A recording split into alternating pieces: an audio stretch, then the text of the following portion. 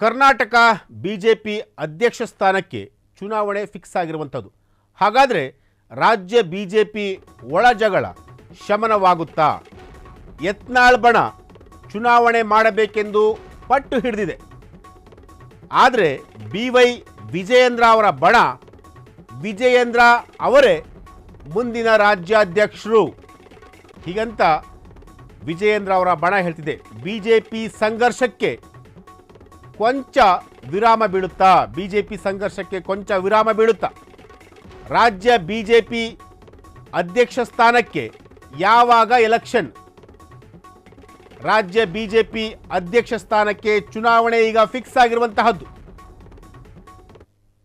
S, ರಾಜ್ಯ BJP ಅಧ್ಯಕ್ಷ ಸ್ಥಾನಕ್ಕೆ ಈಗ ಚುನಾವಣೆ ಫಿಕ್ಸ್ ಆಗಿರುವಂತಹದ್ದು.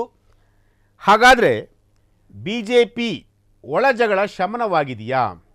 ಯತ್ನಾಳ್ ಅವರ ಬಣ ಚುನಾವಣೆ ಮಾಡಬೇಕು ಅಂತ ಹೇಳಿ ಈಗ ಪಟ್ಟನ್ನು ಹಿಡಿದಿರುವಂಥದ್ದು. ಆದರೆ BY ವಿಜಯೇಂದ್ರ ಅವರ ಬಣ ವಿಜಯೇಂದ್ರ ಅವರೇ ಮುಂದಿನ ಅಧ್ಯಕ್ಷರು ಹೀಗಂತ ಎರಡೂ ಬಣಗಳ ಮಧ್ಯೆ ಈಗ ತಿಕ್ಕಾಟ ಶುರುವಾಗಿರುವಂತಹದ್ದು. ಬಿಜೆಪಿ ಸಂಘರ್ಷಕ್ಕೆ ಕೊಂಚ ವಿರಾಮ ಬೀಳುತ್ತಾ? ರಾಜ್ಯ ಬಿಜೆಪಿ ಅಧ್ಯಕ್ಷ ಸ್ಥಾನಕ್ಕೆ ಯಾವಾಗ ಎಲೆಕ್ಷನ್?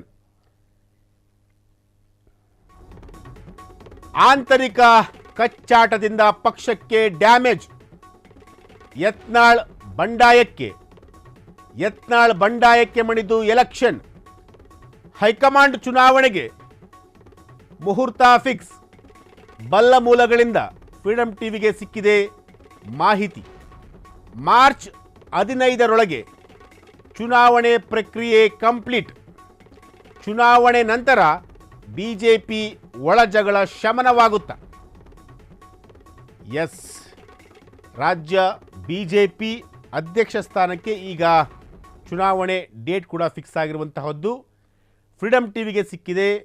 ರಾಜ್ಯ ಬಿಜೆಪಿ ಅಧ್ಯಕ್ಷ ಸ್ಥಾನಕ್ಕೆ ಯಾವಾಗ ಚುನಾವಣೆ ನಡೆಯುತ್ತೆ ಅನ್ನೋದು ಮಾರ್ಚ್ 15ರೊಳಗಡೆ ಚುನಾವಣೆ ಪ್ರಕ್ರಿಯೆಗಳು ಕಂಪ್ಲೀಟ್ ಆಗಿ ಮುಗಿಯುತ್ತೆ. ಎಸ್, ಯತ್ನಾಳ್ ಬಂಡಾಯಕ್ಕೆ ಮಣಿದು ಹೈಕಮಾಂಡ್ ಈಗ ಎಲೆಕ್ಷನ್ ಮಾಡಲಿಕ್ಕೆ ಹೊರಟಿರುವಂತಹದ್ದು. ಆಂತರಿಕ ಕಚ್ಚಾಟದಿಂದ ಈಗಾಗಲೇ ಪಕ್ಷಕ್ಕೆ ಡ್ಯಾಮೇಜ್ ಆಗ್ತಿರುವಂತಹದ್ದು. ಎಲ್ಲ ಒಂದು ಕಡೆ BY ವಿಜಯೇಂದ್ರ ಅಧಿಕಾರ ವಹಿಸಿಕೊಂಡ ದಿನದಿಂದಲೂ ಕೂಡ ಇಲ್ಲಿವರೆಗೂ ಕೂಡ ಅವರನ್ನು ಸರಿಯಾಗಿ ಅವರು ಅಧಿಕಾರ ಮಾಡಲಿಕ್ಕೆ ಯತ್ನಾಳ್ ಬಣ ಬಿಡ್ತಲೇ ಇಲ್ಲ ಅನಿಸುತ್ತೆ. ಒಂದಲ್ಲ ಒಂದು ವಿಚಾರಕ್ಕೆ ಸಂಬಂಧಪಟ್ಟಂತೆ ಅವರು ವಿಜಯೇಂದ್ರ ಅವರ ವಿರುದ್ಧ ಮಾತನಾಡ್ತಲೇ ಇರ್ತಾರೆ. ಎಲ್ಲ ಒಂದು ಕಡೆ ಸರ್ಕಾರದ ವಿರುದ್ಧ ಇವರಿಬ್ಬರೂ ಕೂಡ ಮಾತನಾಡಬೇಕಾಗಿತ್ತು. ವಿಜಯೇಂದ್ರ ಅವರು ಕೂಡ ಮಾತನಾಡಬೇಕಾಗಿತ್ತು, ಯತ್ನಾಳ್ ಅವರು ಕೂಡ ಮಾತಾಡಬೇಕಾಗಿತ್ತು.